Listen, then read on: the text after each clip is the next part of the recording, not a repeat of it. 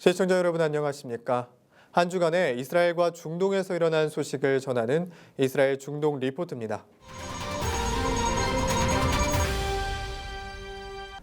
터키 외교장관이 시리아 테러 조직 소탕을 위해 사우디와 함께 지상작전을 펼칠 수 있다고 발언한 지 3일 만에 터키 수도 앙카라에서 폭탄 테러가 발생했습니다.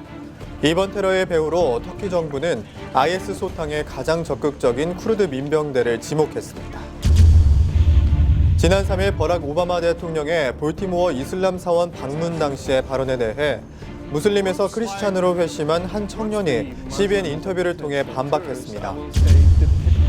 마흐무드 아바스 팔레스타인 자치수반이 대한민국 국회를 방문했습니다. 아바스 수반은 정의와 국회의장과의 접견에서 양국 의회 교류와 친선협회를 제안했습니다. 지금부터 이 소식을 자세히 전해드리겠습니다.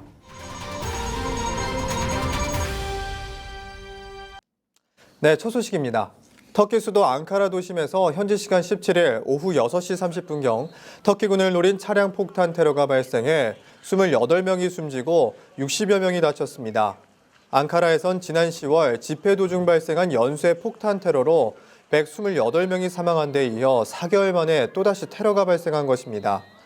아흐메트 다부토올루 터키 총리는 TV 생중계를 통한 수사 발표를 통해 이번 테러는 쿠르드족 분리주의 테러 조직인 쿠르드 노동자당과 노동자당의 시리아 지부인 인민수비대 소행이라고 밝혔습니다. 터키 수사당국은 현장에서 발견된 시신의 지문 분석을 통해 테러범이 시리아 국적의 YPG 조직원인 살르히 네자르인 것으로 확인됐으며 관련 용의자 9명을 체포했습니다. 동안통신 등은 터키 언론들을 통해 이번 테러가 공군사령부 앞에서 발생했으며 사상자 대부분이 군인이며 일반인도 포함됐다고 전했습니다. 한편 터키는 지난해 말부터 터키 남부 지역을 중심으로 쿠르드 노동자당 소탕 작전을 벌이고 있으며 지난주 시리아 정전 협의가 결렬된 이후에 시리아 내 쿠르드 민병대를 소탕하기 위해 대대적인 포격을 가하고 있습니다. CNN 방송에 따르면 지난 3일 버락 오바마 대통령이 자신의 임기 중에 처음으로 볼티모어 소재의 이슬람 사원을 방문해 최근 우리는 무슬림계 미국인들을 겨냥한 용서할 수 없는 정치적 언사들을 듣고 있다며 이 같은 언사들은 이 나라에서 설 땅이 없다고 비판했습니다. 이에 대해 이슬람에서 개종해 기독교인이 된 라시드 청년이 CBN 인터뷰를 통해 반박했다고 한국 기독교 매체 기독일보가 18일 전했습니다. 그는 먼저 IS가 종교를 대변하는 것은 아니라는 대통령의 발언은 잘못된 것이라고 포문을 열었습니다.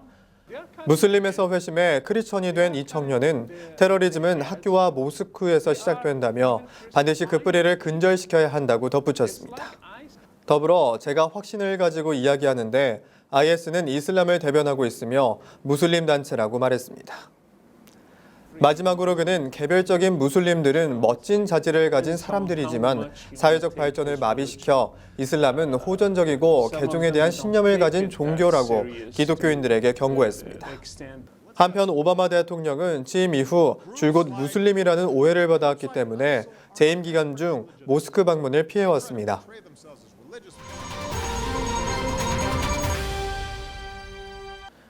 한국 시간 18일 오전 정의와 국회의장은 의장 접견실에서 마흐무드 아바스 팔레스타인 자치수반을 접견하고 양측 관계 발전과 상호 협력 방안에 대해 논의했습니다.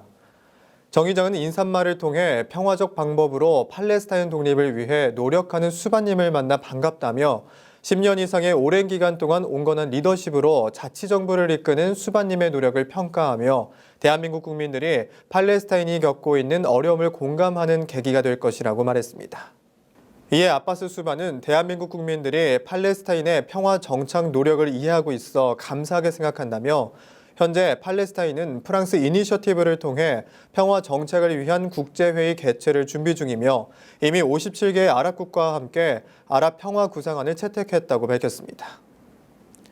아바스는 이 자리에서 한국과의 의회 교류를 통해 보다 심도 있고 지속적인 관계를 맺을 수 있도록 한국과 팔레스타인 간 의원 친선협회를 제안했습니다. 한편 이번 접견에는 김성곤 더불어민주당 의원과 정가윤, 양창영 새누리당 의원, 박형준 국회 사무총장이 참석했습니다.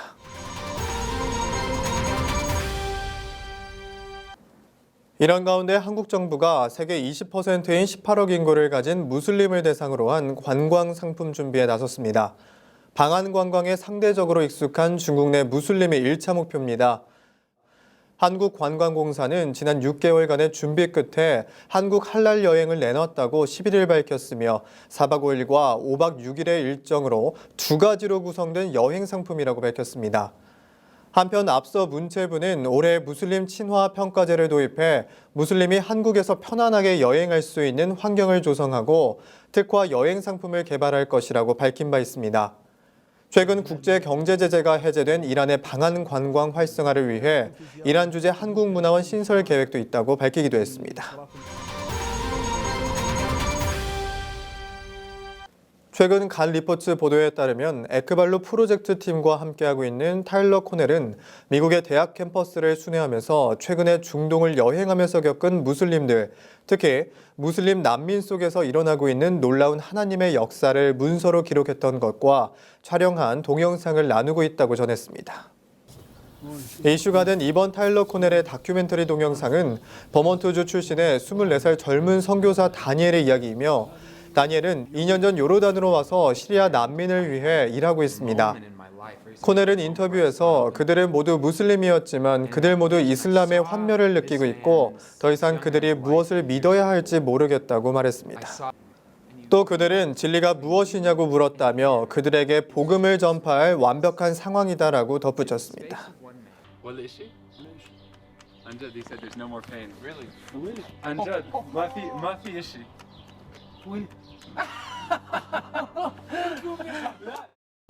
유대인들은 대화를 시작할 때 단어의 정의를 가지고 오랫동안 이야기하는 걸 볼 수 있습니다. 이슬람에서의 평화는 알라에게 굴복한 상태를 말하는데요. 이 각국의 지도자들이 유대인들의 지혜를 배워야 할 때인 것 같습니다. 이스라엘 중동 리포트 오늘 순서는 여기까지입니다. 시청해주신 여러분 고맙습니다.